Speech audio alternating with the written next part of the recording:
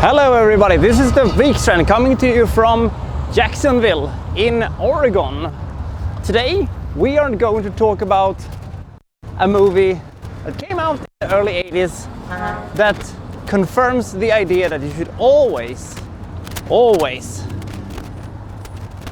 prepare yourself a lot when you're going to break something to another person, because you might just A, sounds like a complete asshole, B, as a complete lunatic. In this case, Malcolm McDowell successfully does both. What are you doing? I'm doing a movie review today. Oh, you are? Oh yes. Hi. Oh. People are making fun of me because my hand's shrunk. Oh, that's too bad. This is Cat People.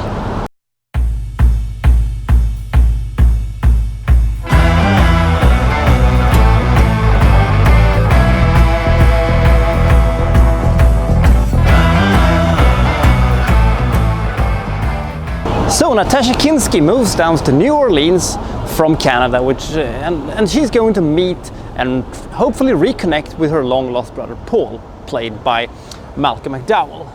And she arrives, but only to figure out that he has gone completely AWOL. Now, at the same time as this happens, a woman is killed in a woman is killed in a hotel room, and a Black Panther is caught who has escaped and is put into the zoo of New Orleans. These things is not connected at all, says nobody. Now, Paul is eventually found later, but before that, Natasha Kinski gets a job at the zoo because of the weirdest reason ever. She just stares at this Black Panther for what seems to be ages until they just gives her a job at the gift shop at the zoo. Maybe that's how you fix unemployment. You just stare at some random object for a couple of hours on a place you want to work for, and then they'll hire you. Maybe it will work. So Malcolm McDowell later shows up, and she asks her to have dinner with him because he has some bad news to bring. And what can only be described as the weirdest conversation that has ever taken place inside of a dinner table, I think at least, Malcolm McDowell breaks it down to her. A, he is not human. B, she's not human. C, they are the descendant of werecats. Right, so he can turn into a Black Panther if he has sex with another human being who is not a werecat. And the only way of him to going back to his human form is to kill another human being. The only way for him to break free from the curse is to have sex with another werecat, aka he wants to bang his sister. Always a good thing to start with. Now, Natasha Kinski accepts this immediately and wants to bang his brother, except no, she runs away. The opposite. And now the circus has come to town, and we have some big cats, and we have some big sex, and we have some very sweaty scenes to get through. This is a movie that is, if you talk to the director, he always said that this movie contains more flesh than blood, and that is absolutely true. It is a movie that is very sweaty and very wet and very raw, and it has this warm and raw and very sexual nature over it. It's fueled by the very sexual presence of Natasha Kinski, and it's filled by the maniacal nature of Malcolm McDowell and his amazing voice that just screams out, "I am a lunatic and I am cool."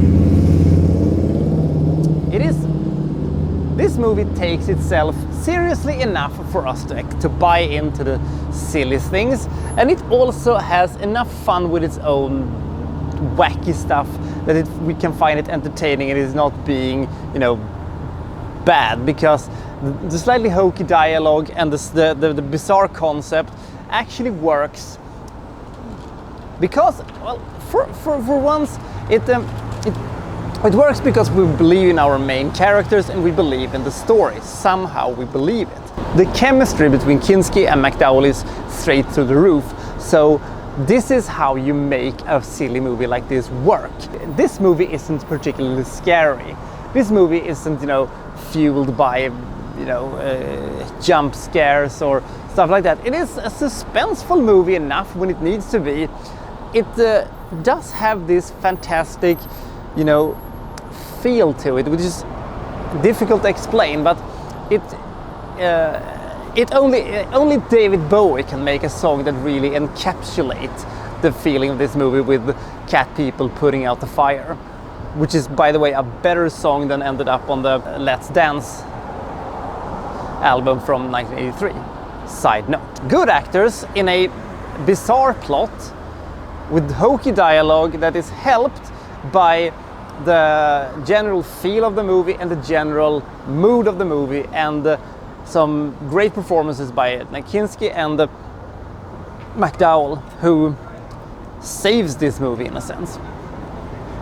It is a good movie, and it is a fascinating movie, and it is an unexpected movie, and they ended it exactly where it was supposed to be ended, because it was probably really tempting for any director to add just another ending to this one, but Paul Schrader, but the director said, no, I want to end it exactly where it's supposed to be ended.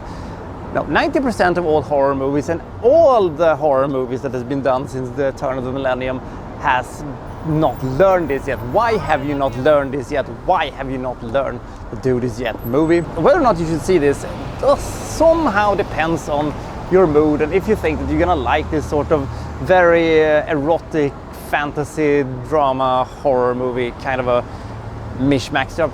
It is fascinating. I'm giving this movie the rating of 61. It's boisterous, it's raw, it's sweaty, it's fun, it is suspenseful, and it is cat people. This movie might be the only thing in history that has both incest and furries in the same plot. Go figure. This is the Wikstrand signing out.